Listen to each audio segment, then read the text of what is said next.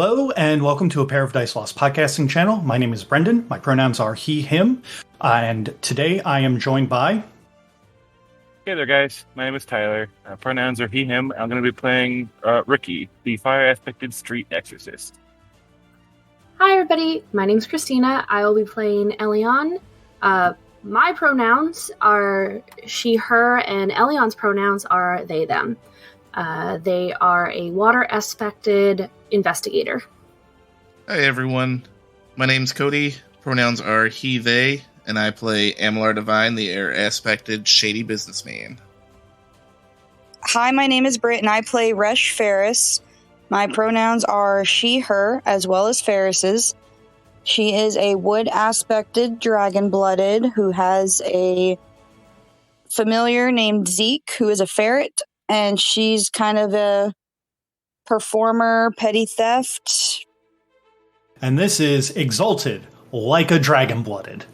Hey guys, Brendan coming in with some fun facts. As a joke, we started saying dragon-blooded gambling games all started with things like Dragon Pachinko, or Dragon Chess, or Dragon Slots. But in actuality, there is a chess-like game in creation called Gateway. I have no idea how it's played, but it does get mentioned in the fluff quite a bit. The other game that features heavily in Devine's section of this game is a game called Crusade. This is a custom game that features in some of my other Exalted games that obviously doesn't have its own mini rules or anything, but essentially it's a stand-in for like tabletop war games. And after that, enjoy the episode as Devine talks to a banker and Ellion talks to a surprisingly wholesome member of the guild.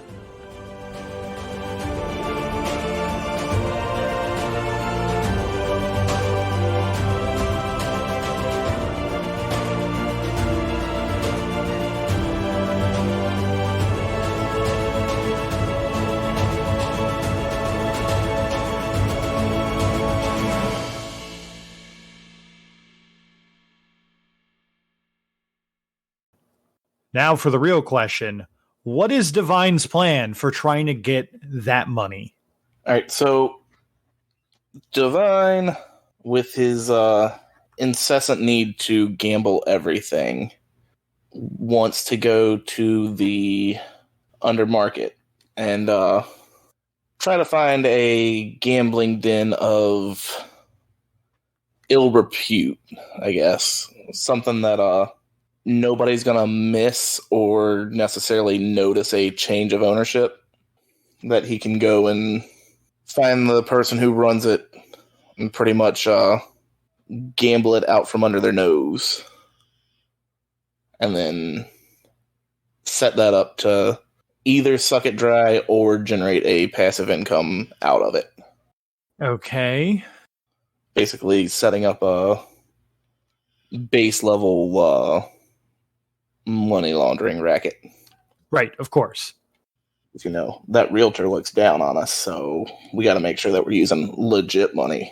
So here's my question for you. So just to let you know, the people, the NPCs that are basically available to you to like hang out with or to get help from this, since you know you weren't here last week, basically, is Ricky and Ellion are currently on their own doing their own thing, and Ferris is taking up a lot of Desert Bloom's time with a lot of the goons that a lot of the goons, so to speak, that Desert Bloom has at their disposal. Yeah, I would probably stop by and see what Captain Akoki's up to, just because, you know, that's my boy. See if he wants to tag along as my muscle, because if I get into a fight, I'm fucked.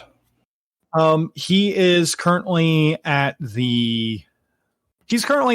out at the Desert Basilisk, basically getting into a small little tiff with Minami, the cook there, who is Ricky's friend. They're arguing about something about beans or curry or something that was supposed to come in. When you walk in, Akoki waves you over. Ah, Devine. Nice to see you. Yeah, it's good to see you too, Unc. So, I don't know if the others have made it by yet, but has anybody updated you on our recent inquiries into land acquisition? Well, I think the little Resh Miss went to talk to Desert Bloom. Heard that they might have a plan going on, so that's something. Oh, good. So, they're getting most of the money, but this money's gonna... No offense, we're a crime family, so we're gonna have to launder this money somehow. What's the deal in the undermarket? The deal down there is that anything you want, you can find down there. It's practically the oldest market in all of the world. Just got to be careful, though. There's some nasty things hiding in some of the side tunnels. Yeah, sounds like I should take a escort with me then. You feel like kicking some ass if we wind up in the wrong side of the market? Devine, you should know better than anyone. There's no right side of the market.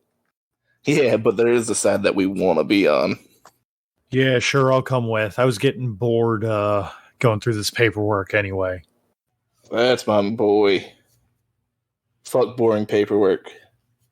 We're here to kick ass, take names, and, have some fun while we're doing it. So, Uncle Akoki leads you from the top side of Chiaroscuro down into one of the subterranean tunnels. Basically, these subterranean tunnels lead down to the Undermarket, which is a group of almost subway tunnels that eventually lead to a very, very large carved out area that basically is just brimming with like lights and candles or torches everywhere. Anything that you want that is legal or not, you can probably find in the Undermarket. And if you can't, you can definitely find someone who knows where to find it. All right then, Devine, what are we looking for here? We're looking for a place that would have a lot of money coming in and going out of it. But something that, nobody's going to miss the owners if we change who the owners are. You know of any dragon pachinko parlors? There we go. Akoki looks to you and he's just, well then, no, unfortunately those don't exactly do well here in Chiaroscuro. It's more of a scavenger lands thing. You see, here in Chiaroscuro, they do real gambling. I'm just gonna give them a look. Yes, tell me about this real gambling.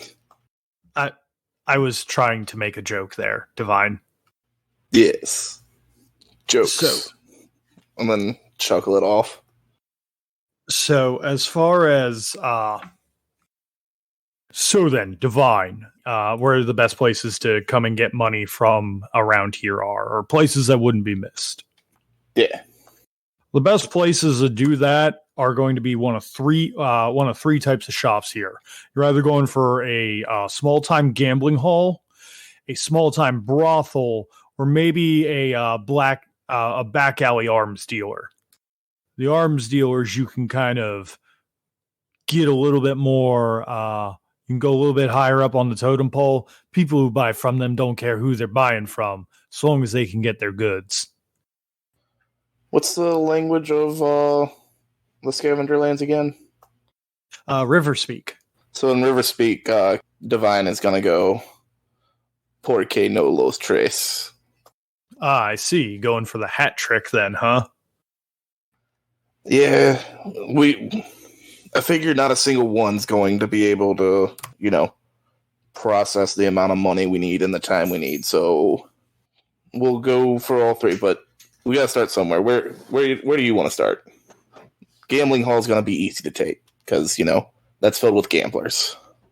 Brothel will probably be pretty easy too with as good as you look. We just, sneak in, I'll dress you up like a prostitute, we'll be good. Arms dealing? Yeah, I think that we could go for the arms dealer. Actually, let me think. There might actually be an easier way to do this. All right, so There are three. Those three that we're looking for. I know a place in a corner of the undermarket that has all three of them right next to each other. Technically, it's the same owner too. Well, that's just convenient. Right? While the brothels and gambling halls aren't exactly illegal in Chiaroscuro, getting illegal goods in here certainly is. So that's why that one is a front. There is, and he kind of leads you to a corner of the undermarket where you can see like these three buildings that all have kind of like animal themed looks to them. He points to the building on the right. That right there, that's the Ox Dragon Inn. It's masquerades as a family-owned inn, but in the back room you can find all kinds of weapons. Even heard they managed to get their hands on a jade diclave once. Real impressive stuff. Well, if they're using our family's beast without our permit, we just can't let that stand. That's our name's practically on it already. That's exactly what I was thinking. So over on the and he points over to like completely skips over a building and points over to the left-hand side. That right there, that's the brothel, the Bountiful Bear. I can only imagine the good times to be had in there. And then finally, right in the middle there, that's their gambling hall, where you gamble away your losses or get some to go have some fun with the people over in the Bear. That right there, that's the Shaved Yedem. Did you say the Shaved Yedem? The Shaved Yedem. A Yedem is a like 13-foot tall, 15-ton domesticated cow. Thanks, I hate it. Well, it's theoretically one of the most powerful things in Exalted, and it's just a domesticated cow. And I'm guessing that's where they keep the offices too, ain't it? Most likely. Well, what do you say? We milk this baby dry. Sounds like a plan. So all three of these places are, to your knowledge, owned by the same person. Which one do you want to go into, I guess, is the better question. So figure if they're all owned by the same person, they probably keep the offices in the gambling den because that's where the money flows. So I figure cutting the head off of the snake would be the fastest bet to take down the Yedem, and the other two will come a little easier, is my logic. So I would go to the Shaved Yedem first. Okay. You go to the Shaved Yedem.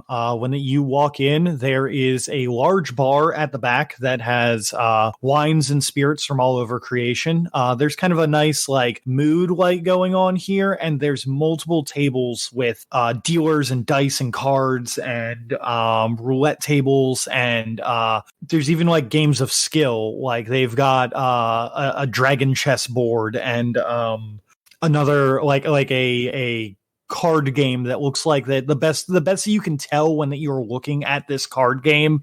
There's like four people on one side and they look like they're actually working together despite being in a gambling hall, and whoever is the dealer is like on the other side with cards, but there's also like a very elaborate board with like moving miniatures and stuff. What do you want to do? I can't come into a gambling hall and not at least gamble a little bit before I have to work. All work and no play makes Devine a dull boy. So I guess I would sit down at one of the, I don't know what it's called, the extreme blackjack table is what I'm going to refer to it for now until I've got an actual name for it. Extreme blackjack? Where you got the dealer on one side and then all the other players on the other with figurines moving around, and everybody plays against the dealer. I like ganging up on people. That sounds like fun. All right. So you come up to the table. When you start looking at the pieces and everything, as Devine is fairly well versed in the art of gambling, you recognize this game as Crusade.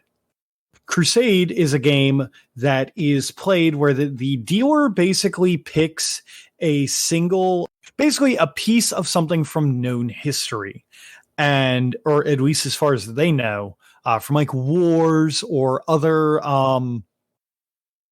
times throughout recorded history. Basically, that the dealer will play the team that has historically won, and then the people who are against the dealer will try to strategize to find new ways to try and actually not change history, but essentially like it's basically like a small war game. Like a Stratego, I guess. Like Stratego, or like a somehow even more complicated version of Shogi. Yeah. So basically I'm gonna spin the game using my sagacious elder's instruction to no, it's the careful insight gathering study. That's the one. To just actually the dealer the whole time. Roundabouts. Okay, so you're basically going to try and get the dealer to basically mess up by messing with his head. Is that what I'm hearing? Yeah, like he's choosing to set up the battle, and I'm going to make him question kind of like how the battle's supposed to be played by introducing lore with the careful insight gathering study. Being like, actually, you've got your piece in the wrong place. They were over here. Didn't you know that? I thought you were supposed to be good at this. And then that lore excellency that you have, the careful insight gathering study, for 2 motes, you can add automatic successes to a lore roll for 2 motes each. In addition, you add 2+ successes on a roll to introduce or challenge a fact. And you double 9s on, in addition, if you add 2+ successes on a roll to introduce or challenge a fact, you double 9s on the roll. Yeah. So I don't think this would necessarily be introducing a fact so much as it would be challenging a fact. Yeah. So pretty much just when they lay out the board, I want to use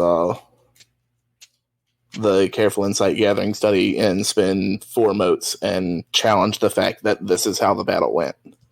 I'm going to say that are you working this for the battle to be okay? So here's kind of like the weird question, because you're currently introducing a fact about a thing that like we're kind of just nebulously defining as like a battle, and this guy's always set it up this way. Yeah. Are you doing this to introduce a fact and point out that this guy is actually setting the thing up wrong and that the battle was actually done this way? Or are you lying to this guy and trying to get him to fuck up? So a little of column A and a little of column B. I want to use it to actually have him be wrong and then rub it in his face to throw him off his game while the rest of us are playing against him. Okay, so then that is going to be 2 separate roles. The first one is going to be, this is how the battle was actually done. I'm going to say that is definitely a bit of minutia and is like really, I'm going to honestly say that is a difficulty 5. Because like you are introducing some really hard minutia of the lore into the game. Does that make sense? Yeah, going big for it, so gonna be hard to change. I'm aiming to change the actual universe, not just heal Resh's upset tummy. So it's more difficult. Right. Is there anything that you want to spend or do to try and get more dice to roll or get automatic successes? Yeah, I'm doing spending 4 motes on the careful insight gathering study to add 2 successes on it, and then that'll double 9s. Okay. Anything else you want to do? Nah, I think I should be good from there. All right, so that is 7 successes as the guy is setting up the board. It's like, I remember studying that battle real closely back in my school days. You're not setting it up right. Oh, yeah, bud? So how am I supposed to set it up then? So the reason they won wasn't because of their forces over here on the left, and gonna just point to whatever figurines over there.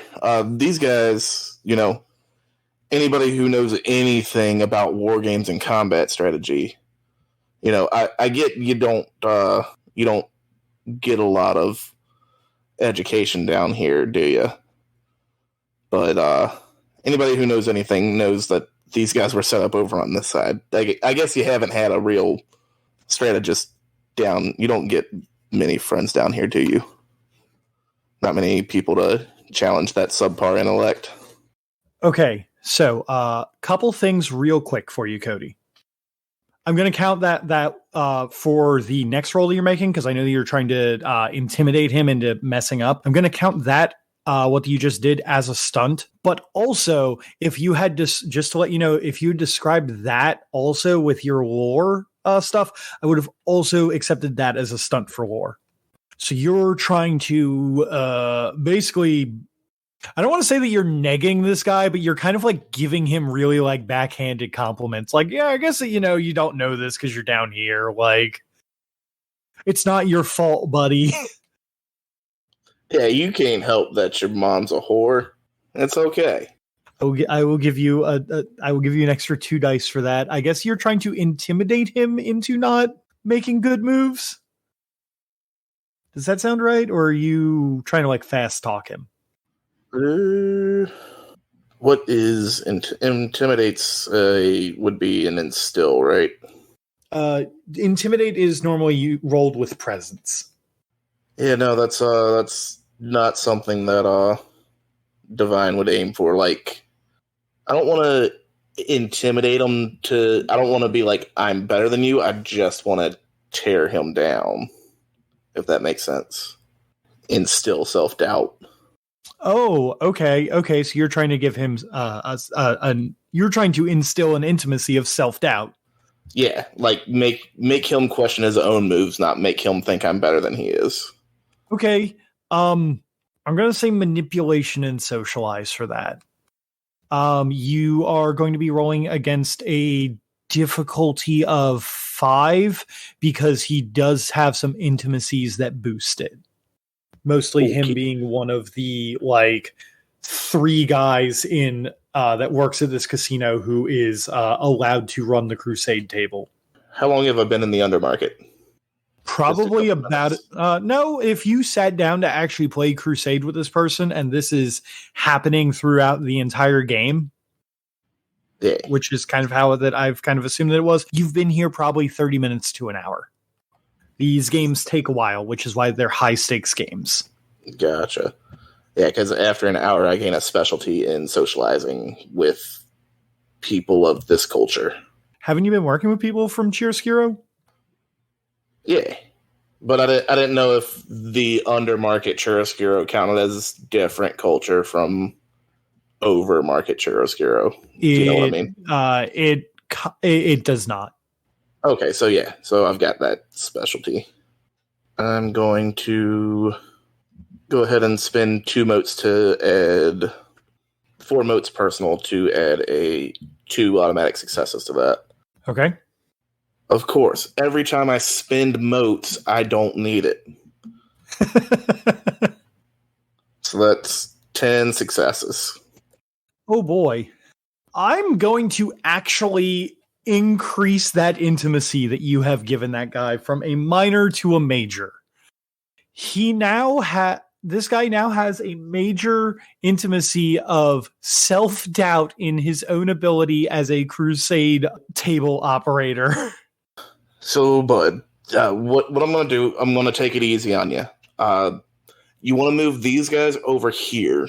Then this guy is going to move his army here, and this is when I'm going to beat you.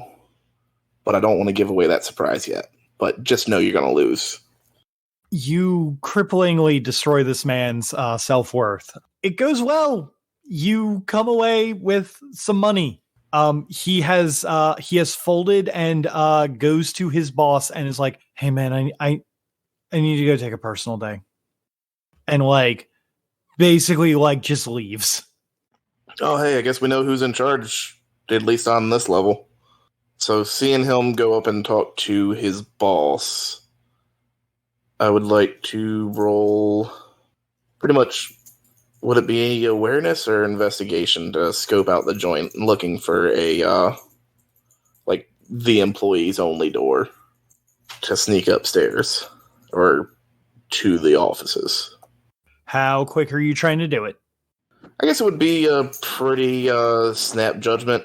Like, I'm not trying to look like I'm looking around, so it would just be like a quick glance to try to find the door. Perception and awareness. Oop. 4 successes. Okay, it takes you a little bit to like you just kind of glance around and then you see where this guy comes down from and he looks back over to you and then he goes to chase after this guy, but you can see where basically the employees only area is where you would go upstairs. Gotcha.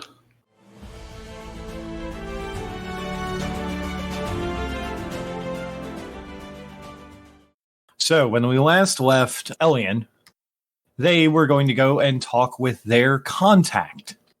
So your guild contact is a man named Umen, Umen, Mesha, Mesha. This is the following day, at which point that you go to meet Mesha for probably either a breakfast or a lunch or something like that. Yeah, I have a feeling walking straight into the guild and being like, yo, let me talk to my inside person probably wouldn't go very well.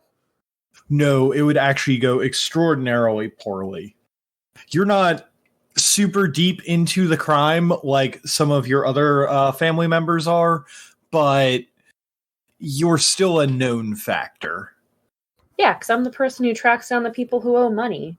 You guys have a nice noodle shop that you frequent in the southeastern part of the new city, closer to the farmlands, actually, like pretty far away from the as far as the city goes, like pretty far away from the actual like old city and where a lot of the business with the guild happens.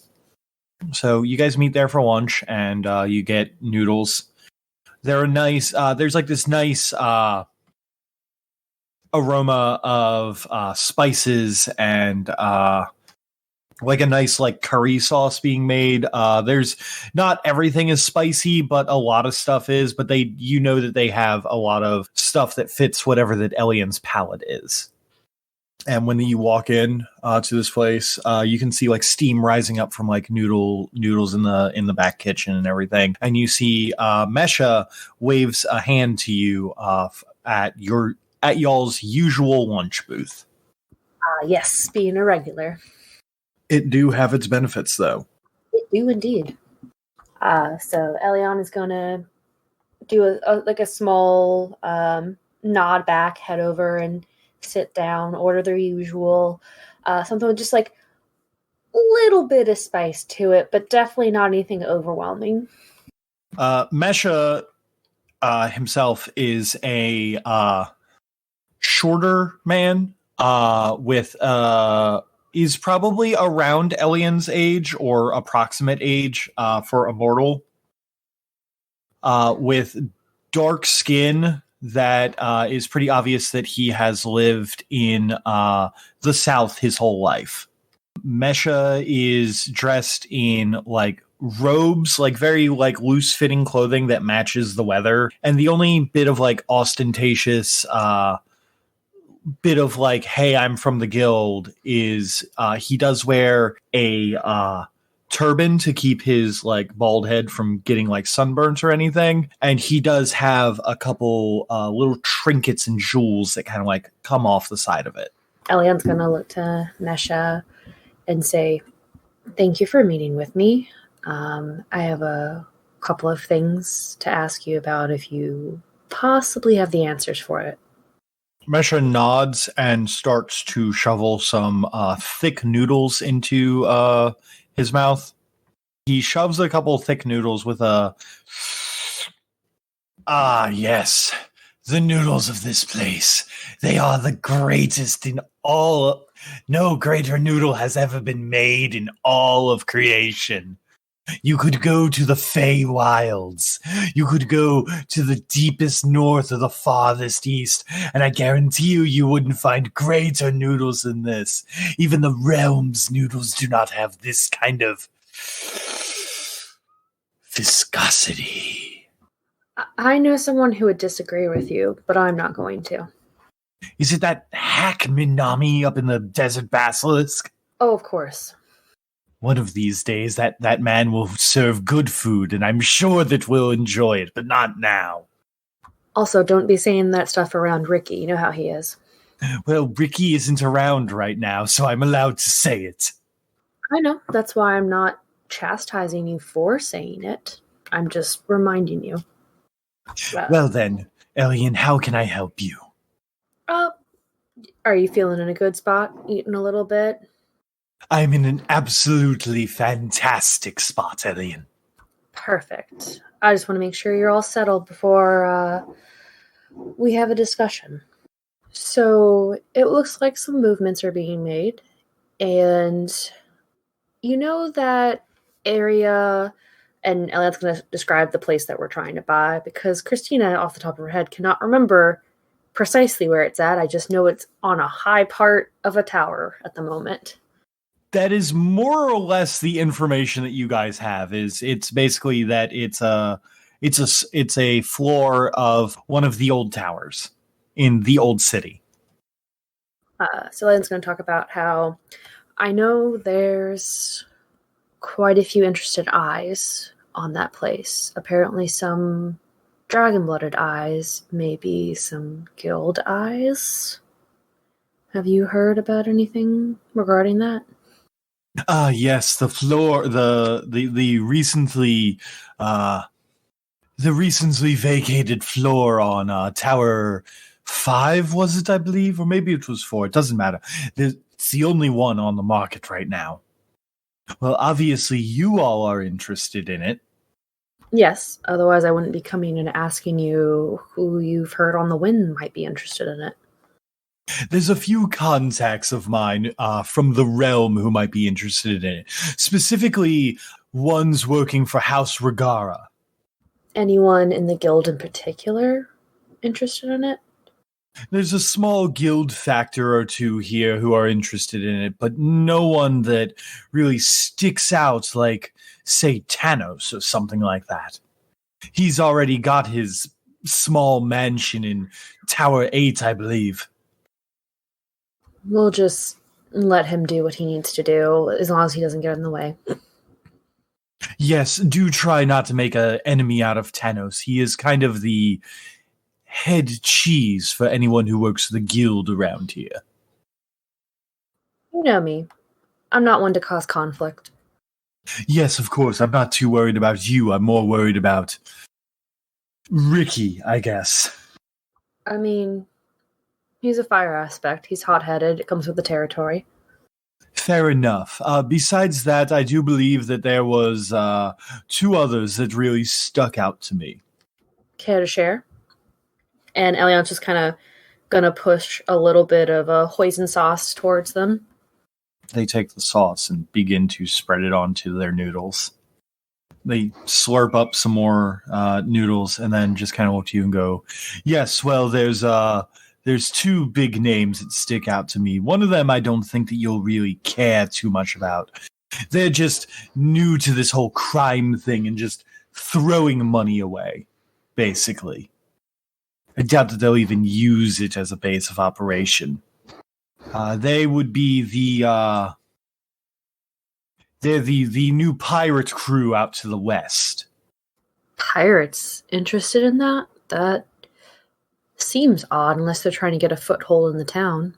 Well, it is a port town, you see, and they're trying to, as their leaders said, make a better turn of things. What's much more interesting, though, that I think that you'll find is instead of the gods, what did they call themselves? It was an incredibly stupid name, in fact. Yes. The pirate people, for the people from out west who were trying to get that spot. They called themselves the Mollusca Armada. Said it would be good for business to have a place to set up on land. I will have to keep an ear out for them then. Brendan, have I heard anything about them by chance? Yes, actually you have. It is pretty big news that traveled throughout the entire family. Recently promoted to matriarch, Sotaba of the Ezoth clan was promoted to matriarch of her clan because she managed to get the crime organization a foothold in Mollusca Bay. So, in theory, they're not quite allies, but they're associated with us in a very loose term. Yes, they are associated with you all in a very loose term, in that you guys know that there is basically a well-known place for literally everything illegal to happen out in the West, and you all now have a pretty big foothold there. So they're basically trying to, I don't want to say turnabout's fair play because it doesn't technically apply, but they're trying to get a foothold over here, not specifically because we got one over there, but they're just trying to get something over here to expand a little bit. Yep. Potentially screwing them over would not be bad for us. Correct. Because they're not direct allies. Correct. Okay, just making sure.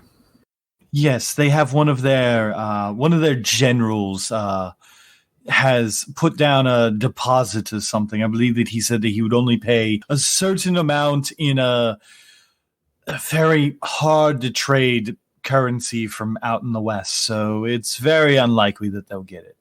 But I figured that you might have some interest in that. That is interesting to know.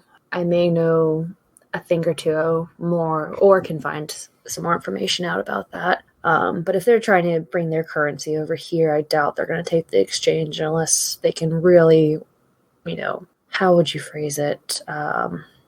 Throw out the money for it. I'm not really sure.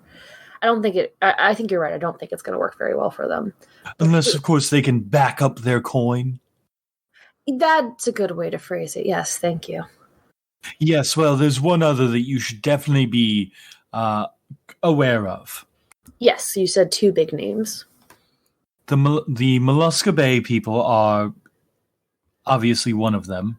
They're a big enough name in crime organization. But this one is a little bit more personal. It appears that Baronato Jalin is trying to make a bid on it as well. Oh, really? He wants to make a very good showing to your clan that he can bring in more money than your family can. It's very obvious what he's doing. He's trying to make the... He's trying to prove that he's better than his parent clan. Aren't most people. But I can work with that. Sure, we can figure out an arrangement of sorts. More or less.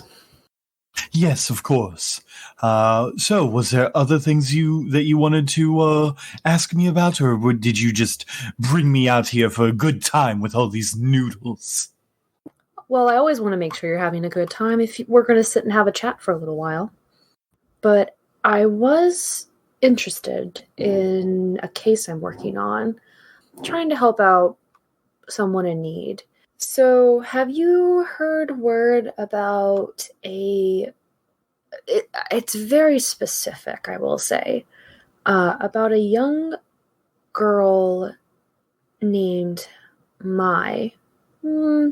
Very slight. She's got short black hair last time she was seen. fairly young, like I said. Apparently, there's some association with Guild Factor Danixora, potentially. He looks to you for a little bit and then looks down at his noodles and begins to stuff his mouth. Mesha. I'm not asking for a lot here. I just need something to go off of. Listen, you know that I try not to deal in the proclivities of my higher-ups. I don't like to get my hands dirty with their disgusting ways of using their money. Money should be used for food and to buy nice little trinkets for your hat. And maybe a building here or there and making jobs for people. But not the things that Danixora uses his money for. All I'm going to say is that there's a young man who very much misses his sister and wants to know what happened to her. And I can only imagine how you would feel if something happened to someone in your family that you care deeply about.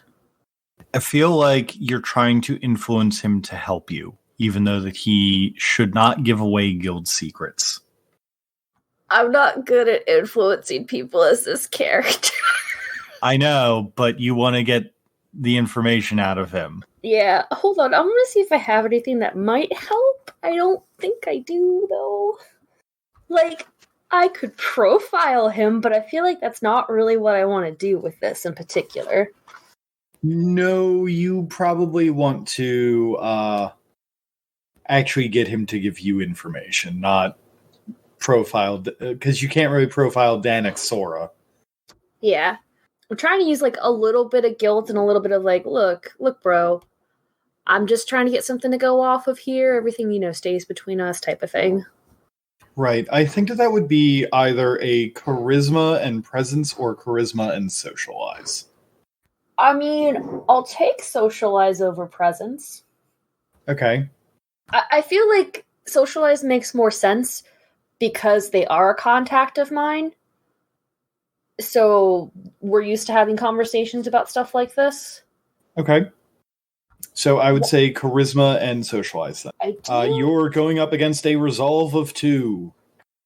I mean, I still might buff that a little bit because neither one of those is like fantastic. They're not abysmal, but they're not fantastic. So basically, this guy has intimacies that is bumping his resolve down to help you.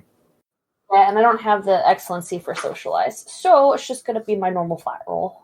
Okay, I'm going to give you 2 dice for the RP. Oh, that's 8 successes.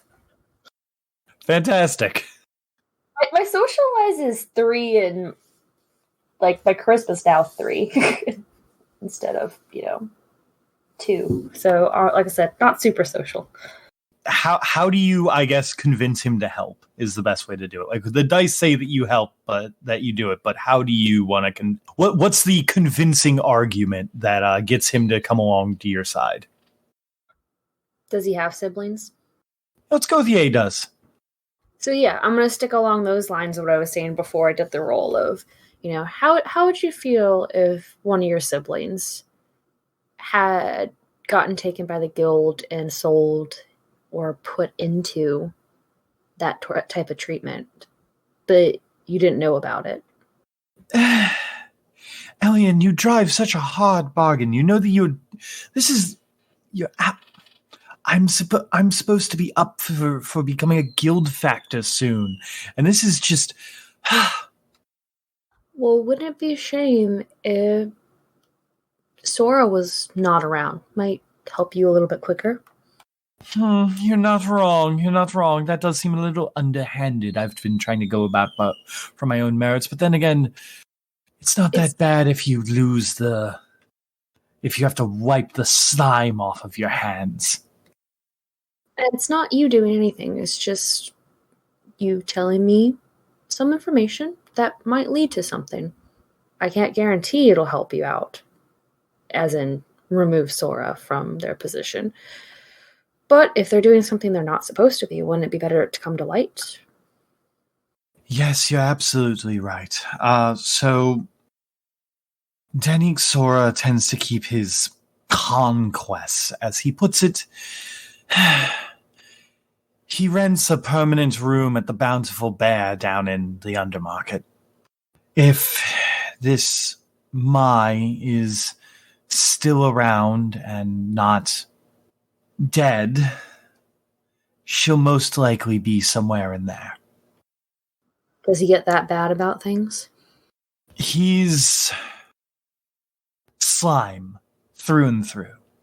Good to know. So, play on based instincts and whatever makes me feel gross. Yes, that sounds like a good call. Noted. I appreciate the information. Of course, noodles are on me, as always. Oh, of course, of course. I certainly appreciate this. So, is there anything else I can do for you, Ellion?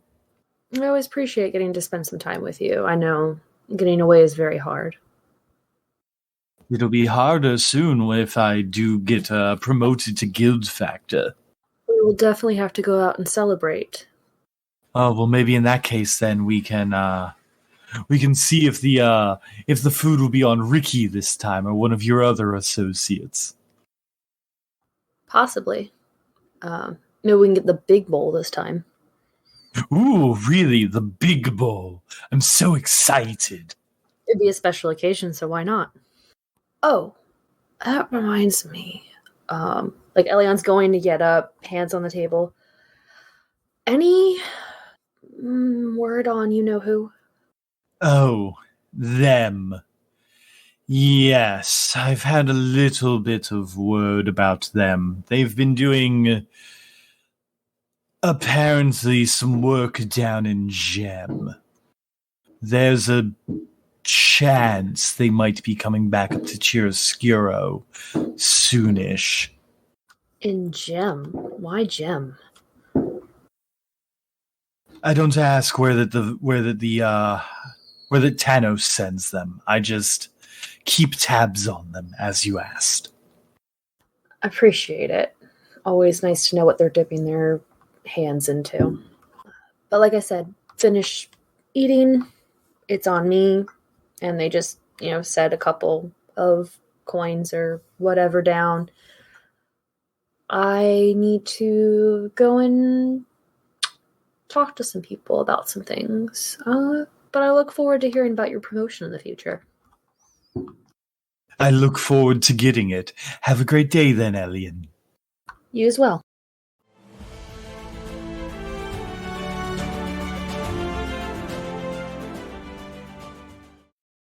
Returning to the Shaved Yedem after Devine had recently made the man who ran the crusade table question his integrity and ability to do his own job, Devine then snuck into the employees-only part of the building.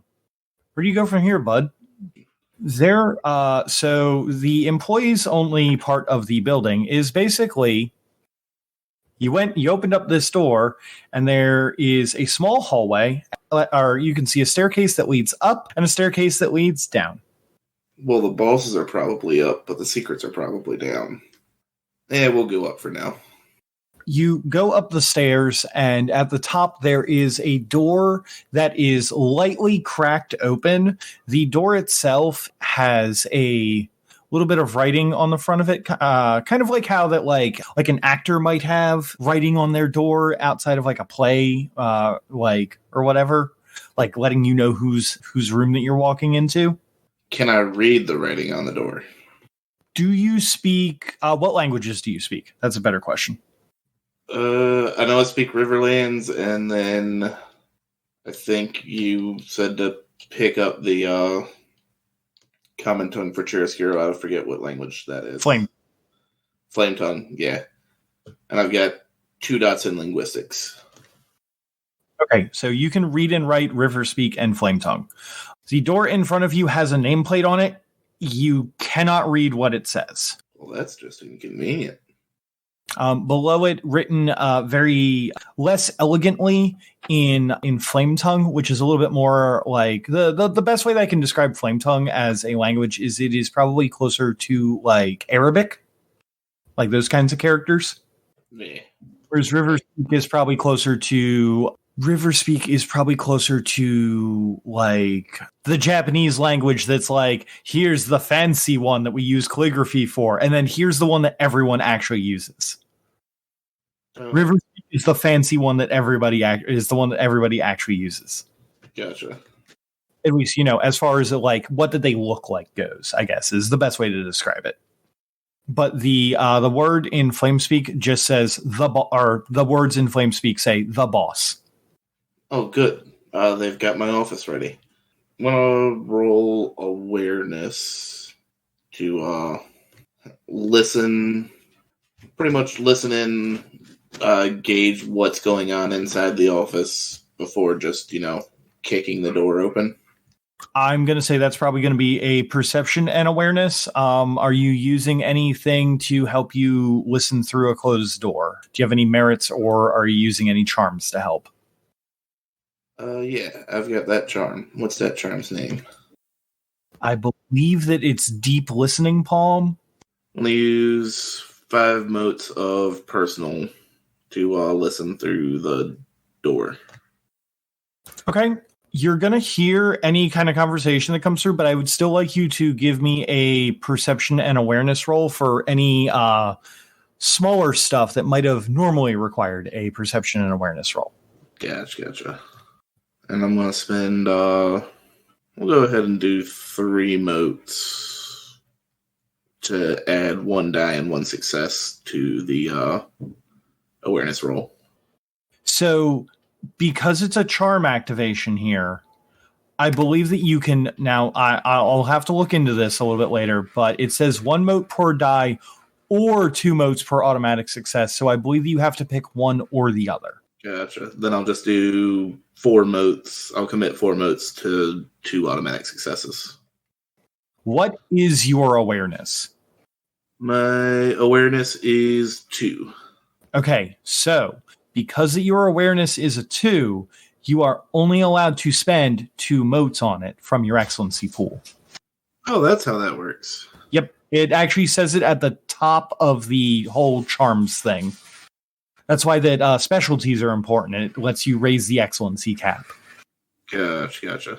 So take 2 back and 1 automatic success. 3 successes. All right. So with 3 successes of as you place your palm upon the wood of the door to the boss's office, you can hear the sound of 2 people arguing inside. Very like low though. It normally would have been a whisper that would have been hard to hear without your charms. We have to get the deposit ready to go and take to the guild bank soon. Ma'am, can you help out a little bit with it? I don't have the code to the safe. There's a sudden pop that honestly shakes you back a little bit with how good that like your hearing is from this, as the sound of a wine bottle is opened and a like cork pops out. And then you can hear the sound of like liquid being poured, but not into a glass, as there are very quick gulps followed by it. Now you listen here. You're my secretary, and that means that you have to do what I say, not what Thanos says. You got to do what I say. Ma'am, you got to calm down. I know that you had a little bit of issue with that crusade guy needing a day off, but this was that's why that we hired more people. And don't worry, the Oxen's dealing with his. I don't want to hear about anything from that bastard at the Ox. The Dragon Ox is such an asshole bird. Ma'am, how much have you had to... It's not important how much I've had to drink. What's important is why aren't you drinking with me? And at that point, I would like to walk into the room. Devine pushes the door open, strutting over to the desk. That is a wonderful question, ma'am. What are we drinking to today? To life, to new ownership, to not having the guild in your business anymore, to letting you run this place the way you want to run it. What should we drink to today? And then sit down at the desk across from her, propping my feet up on it. All right, then. Moya, you're excused. Go take the payment to the guild that I owe. This new guy, I knew that we hired you for a reason. New guy. Yeah, I'm the new owner. The guild's not going to be taking deposits anymore. They're going to be out of your business. So, what do you say? You keep half that deposit, and, the deposit you got to pay me is now only half. Nope. That doesn't sound right. You're not the new owner. I own this place. My name is Devine of the Taya Renata clan. We're establishing a seat in town. Think you would prefer our protection over our disruption. She looks to you when that you mention the clan that you're from, and you can see that she kind of sits there for a moment and cracks her neck, and then you can see that she kind of, for a moment, begins to sweat a little bit, and she kind of wipes her brow, and then takes up a pose that is a little bit more commanding as she sits up straight in her seat. I'm going to respectfully pull my feet off of her desk now that she's in a business talking position, and lean forward, still relaxed, with a single arm on the table. So would you like to talk business? Now that you've come in, you can get a better look at her. She is a matronly lady. She has aged gracefully, but there is definitely age on her. She is, you could guess, maybe standing up, maybe 5'1". She's not very tall, and she's got what might be meat or muscle on her. You're not exactly sure, but she definitely lives a very cushy life. She kind of steeples her fingers to you and speaks without the slur that she had. Amalar Devine, you said, as in from the Lookshayan Amalars? Formerly, yes. It's been a little while since I've been home. That's where I learned how to, send your crusade dealers home. Ah, yes, of course. But you said that you were from the Tyranata, were you? Yep, the Goasatara family's looking to set up a foothold in the city, and I'm just, gambling's kind of my thing. I'm a man of the people. So I thought I'd come down here and take a look at your humble gambling hall. See if we could work out a deal. I don't know. I've already got the guild keeping this place protected, and they don't like things getting in the way of their income, as you Tyranata boys know. Oh yeah, getting in the way of the guild's income is like my second favorite hobby. My first one's talking to lovely matrons like you. Okay, so So Cody, I feel like you're trying to instill some kind of emotion into this person or get a read on them. Am I taking that right? Yeah, I'm kind of talking out of my ass while being non-confrontational. Like, hey, I'm confident without aggression to see what I can talk them into giving up or what I can instill with them. I'm just debating on the right time to use my auspicious first meeting attitude.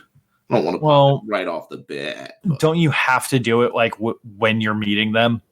Or is it within your first interaction with them? It just says upon meeting a character for the first time. Like, it doesn't say. I would say that this is the point to use that, or don't. Okay, this is the point of no return. Then it's basically like you do it through. Like, basically the idea is that you do it through the handshake. You know.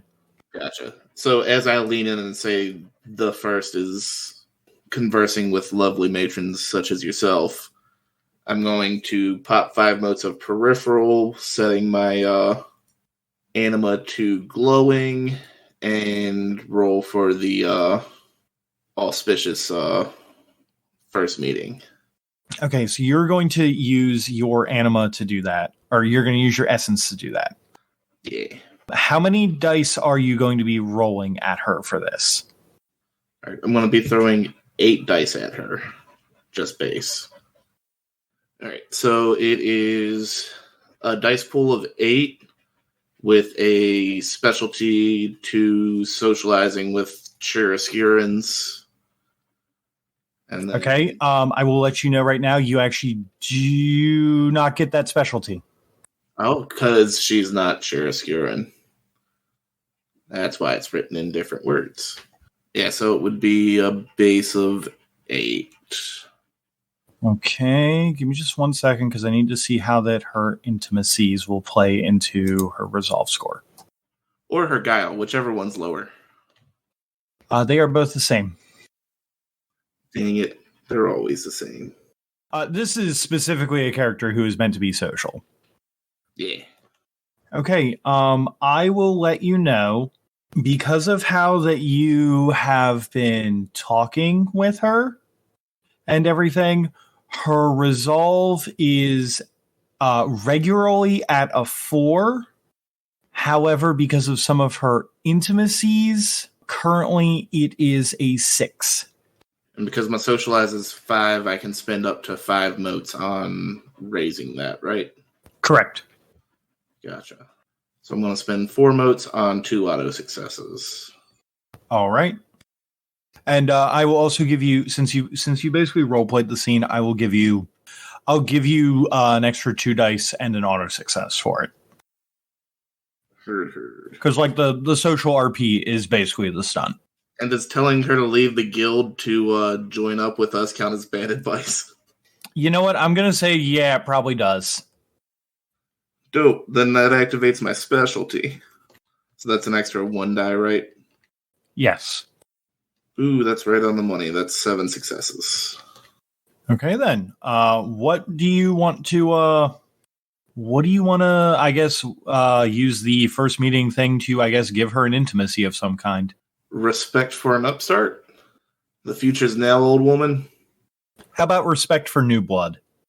That works. Changing of the guard. Actually, I'm going to just say respect for Devine. I feel like that you have ingratiated yourself to be possibly given some respect. I don't know that like the rest of your crew could come in here and get the same. Right.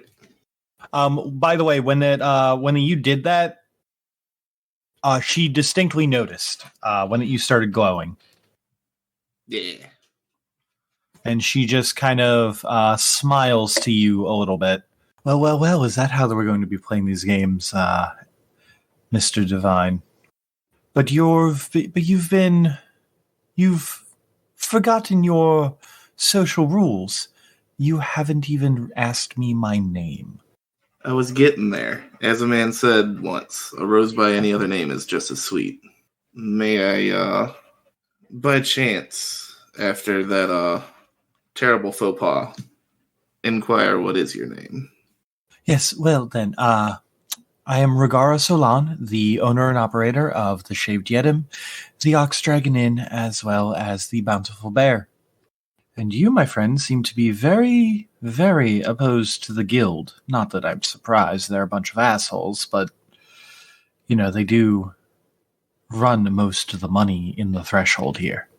What would you say if a couple of plucky upstarts with, you know, moxie and some force of will to back it up, just decided that the guild wasn't running things down here anymore.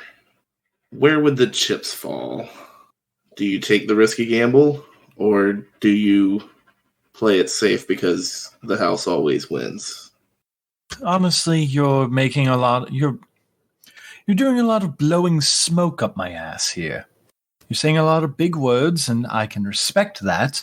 But also, you know that you're dealing with the guild. This isn't just taking down some pushers in Nexus or something. When it comes to taking down a big organization, it starts with the small steps. Raiding warehouses, getting your feet in the door, disrupting their small operations. It's the little things that count before you move into the big things. I'm giving you a chance to have your foot in that door with me, because I'm not saying we might disrupt the guild. I'm saying that here soon this isn't going to be controlled by the guild anymore. And I get to stay in on the ground floor here. I get to keep my little section of the undermarket, and just I pay to you instead of the guild. Is that what I'm hearing? Or are you offering me something more? Well, one, you wouldn't be paying to the guild. I would rather be partners than have you under my thumb. You're way more valuable than some underling would be. I want to work with you, not over you. I would come in as a partner, and since you've done majority of the work, we'd split it 60-40 in your favor, obviously. And I will help you improve business, teach your dealers better strategies so that some kid from halfway across creation doesn't come and make them run out like pups with their tails tucked. Myself and my compatriots will help you take care of the area, and maybe, depending on how things go, even spread our influence together. I know you've enjoyed a comfortable living of maintaining the status quo, but you seem to me like a person who aspires for more. So, Cody, this is going to be a little bit unconventional here, but I feel like that you are trying to up your tie of respect with her even more. Yeah, kind of. Or you're trying to convince her. It's either that, or you're trying to convince her to basically go into business with you. Yeah, it's kind of building her confidence in me, so that when the time comes for the move to be made, she makes the right call and sides with the Goasatara family. Making her feel comfortable putting her bets on me instead of staying with the guild. All right, then. She looks to you, and she kind of thinks on it for a little bit, and then goes, give me some time to think on it, if you don't mind. This is a lot to ask of me from someone that I've only just recently met. How about we spend a few days just getting to feel out everything? Oh, absolutely. I wouldn't expect you to make a decision on the moment. Well, I'll hang around for a few days. I'll check out the bear and the ox dragon and see where I can be of help. I hear you're in need of a new crusade dealer for a couple days. Maybe I can fill in on that vacancy I created. That would be lovely. We'll just have to see how much money I make you. Hopefully, I've never worked on the other side of the house before. She nods to you. You can see that she's going to start gathering some papers together and start giving it some actual, very deep thought.